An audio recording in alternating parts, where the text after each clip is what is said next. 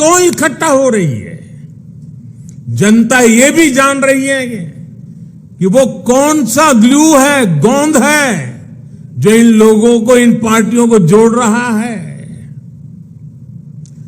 किस तरह छोटे छोटे स्वार्थ के लिए मूल्यों और सिद्धांतों से समझौता किया जा रहा है।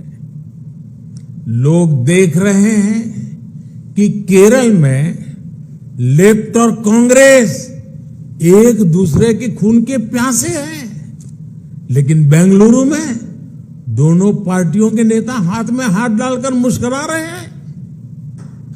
लोग देख रहे हैं कि बंगाल में लेफ्ट और कांग्रेस के नेताओं पर, उनके कार्यकर्ताओं पर टीएमसी हमले कर रही है, लेकिन इनके नेता टीएमसी के खिलाफ कुछ भी बोलने से बच रहे हैं। इसलिए देश के लोग कह रहे हैं कि गलबहियां मिशन नहीं है, मजबूरियां है। इनकी सच्चाई आपको दूसरे राज्यों में भी दिखाई देगी। नेशनल कॉन्फ्रेंस के नेता और पीडीपी के नेता एक दूसरे को कैसी कैसी गालियां देते हैं। आरजेडी और जेडीयू के लोग कैसे कैसे शब्दों से एक दूसरे को नवाजते थे। देश की जनता ने यह सब करीब से देखा है और देख रही है। इसलिए इनकी नुरा कुश्ती हो या मजबूरी की दोस्ती, इसकी हकीकत 140 करोड़ देशवासियों के सामने आ चुकी है। साथियों, अपने राजनीतिक स्वार्थ के लिए ये लोग पास पास तो आ सकते हैं, लेकिन साथ नहीं आ सकते। इन्हें अपने कार्यकर्ताओं की भी परवाह नहीं है। ये अपने कार्यकर्ताओं से उम्मीद करते हैं कि जीवन भर जिसका विरोध किया उसका अचानक सत्कार करने लगे। अब ऐसे में इन दलों का कार्यकर्ता खुद भ्रमित है कि करे तो क्या करे। मैं तो आज ये भी कहूंगा कि जो लोग आज मोदी को कोसने के लिए इतना समय लगा रहे हैं, अच्छा होता वो देश के लिए सोचने में, गरीब के लिए सोचने में अपना समय लगाते। हम उनके लिए सिर्फ प्रार्थना ही कर सकते हैं। साथियों, 24 का चुनाव बहुत दूर नहीं है। देश के लोग मन बना चुके हैं कि तीसरी बार फिर एनडीए को ही अवसर देना है।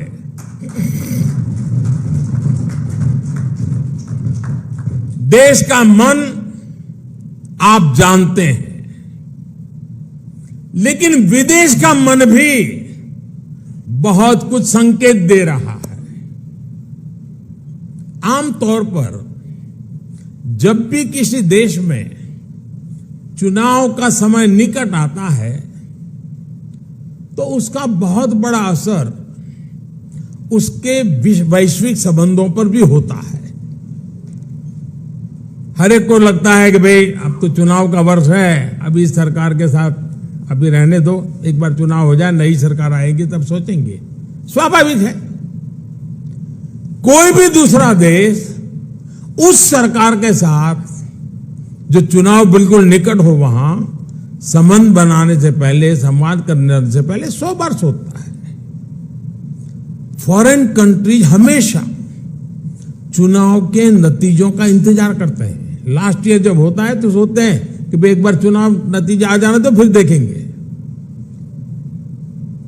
जो सरकार जाने वाली होती है उस पर कोई भी देश अपना टाइम और एनर्जी इन्वेस्ट नहीं करना चाहता।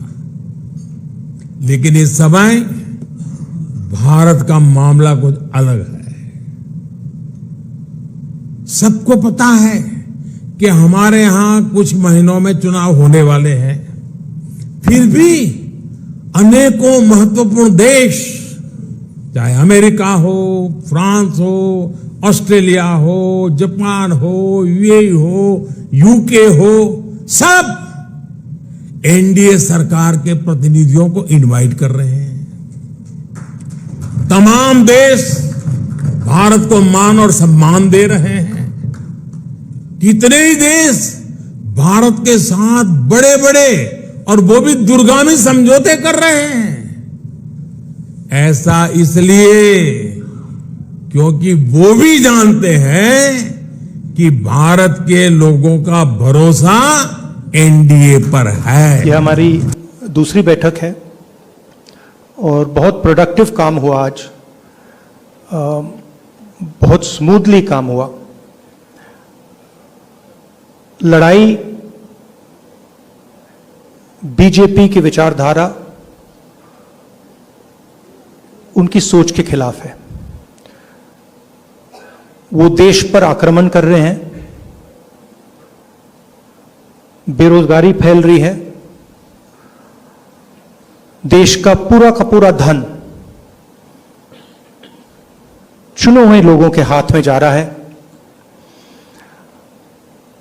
और इसलिए जब हम डिस्कशन कर रहे थे, हमने अपने आप से सवाल पूछा, लड़ाई किसके बीच में है? यह लड़ाई ऑपोजिशन और बीजेपी के बीच में लड़ाई नहीं है। देश की आवाज को दबाया और कुचला जा रहा है। यह देश की आवाज के लिए लड़ाई है और इसीलिए यह नाम चुना गया, Indian national developmental inclusive alliance, मतलब इंडिया। लड़ाई एनडीए और इंडिया के बीच में है, नरेंद्र मोदी जी और इंडिया के बीच में है, उनकी विचारधारा और इंडिया के बीच में है। आप जानते हो, जब भी कोई हिंदुस्तान के सामने खड़ा होता है, इंडिया के सामने खड़ा होता है, तो जीत किसकी होती है? कहने की जरूरत भी नहीं है। मैंने कहा दूसरी मीटिंग है, इसके बाद हमारी मीटिंग महाराष्ट्र में होगी और हमने निर्णय लिया है, सबने निर्णय लिया है कि अब हम एक एक्शन प्लान तैयार करेंगे जहां हम एक साथ मिलकर देश में हमारी विचारधारा के बारे में और जो हम देश के लिए करने जा रहे हैं उसके बारे में बोलेंगे।